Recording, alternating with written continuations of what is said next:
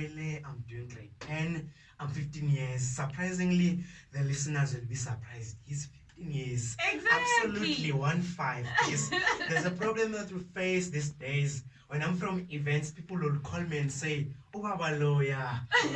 And I'm only 15 years. Wow. I think it's because of everything that you are sharing. And for the mere fact that you are 15 years old and you've already published a book, yes, titled Decision Making. Yes. You understand? Yes. Why the book? Why decision making? Decision making. I've got to understand one thing about decision making. Yes. That everything that happens around us starts by heart of a decision. Wow. Everything that takes place in a daily basis starts by a decision. We are on a radio station today. The founder of the radio station had to make a decision. So wow. I understood that decisions are the source of everything. Wow. So the process of taking decision has to be mastered fully for the fact that the final product will be well. So I understood that for your life to be better, for your life to be wonderful, your decision needs to be strong. Make a decision and make a strong decision. And probably I'm young, so I'm motivating teenagers that if you want to have a good life, it starts by a decision. What kind of decisions are you taking today? And one of the things I understand, and that's outlined in my book, is that there are decisions we take today that we don't know their impact in future. Yes. So we need to sit down and think effectively what is this decision leading me to? Where is this decision taking me to? Then our future will be wow.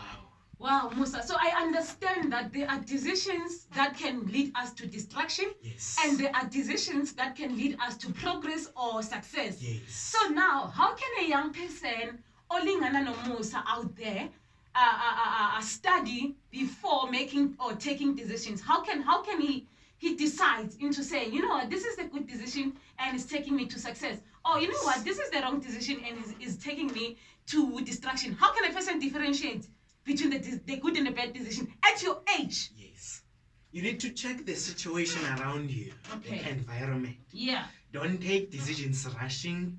Don't take decisions because of peer pressure. Yeah. Because some people are doing things out of peer pressure and all of those. Wow. And you need to sit down and see the source of the decision.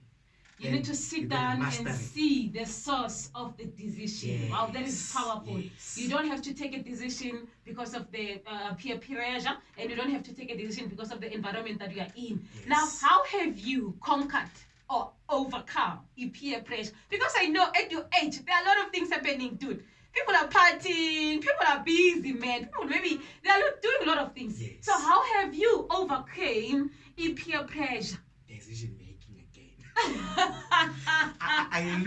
I looked. You know, there's one thing I do. Yes. I look everything up front there. Yes. I will ask myself where's the decision I'm taking today leading me?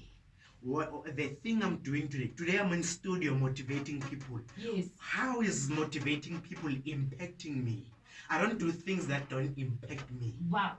So one need to understand not to waste their time and invest their time on wrong things. Wow. But to take their time and invest their time on the correct things, on the building things, on the ideas. You know, I usually tell people that you need to be thinking about the future always. Don't be concerned about making yourself happy now, but be concerned about making yourself happy for the rest of your life. Yes. So I've overcame peer pressure by thinking that everything I do, it's leading me somewhere. It's taking me somewhere. So I need to be cautious and effective in things I do. So now you are saying unto a young generation out there, before you take a decision, be cautious of the future. Exactly. And do not make a decision that is going to be beneficial in a short term. But also check your long-term life into saying, if I'm taking this decision right now, how is it going to affect or how is it going to be productive in the long run? Yes. So what are the challenges that you came across when you are publishing the book, Decision Making? The challenges I've came across when I published the book, Decision Making, that was the hardest challenge. Tell us about the hardest challenge. The hardest challenge was that I got delayed a lot. I got many disappointments when I was supposed to publish the book. I will knock on doors and be shutted out. I will be told that I'm too young. I will be told that I'm not too good enough for it. So there are many quite challenges, but then there was this challenge that I faced that broke me down. But then it was the challenge of delay, because I was in a rush that I wanted to be published. But then I got to understand, because I'm a praying person, I prayed about this, and God said, Isaiah 61 verse 22, when the time is right, I, the Lord, will make it happen. So I got to understood that I need not to rush the process. I need not to rush God. I need to just keep being persistent and pray about it, because the moment you rush God, God will give you and it will fall out of hand. So you need one thing: wait for God, wait for God's timing, because God's timing is always the best. So you waited for God's timing. Exactly. You actually said you wanted to do this rush. Yes. Maybe you even wanted faith. Rush. You know, motivational speakers, I want to be the best. You understand? Yes. And as young as I am, I want to be out there and all that. And we understand all of that passion that lies within us when we want to be successful, when we are passionate about being progressive or successful in our lives. But now you have touched a part that is so crucial and that is so important: waiting, patient process.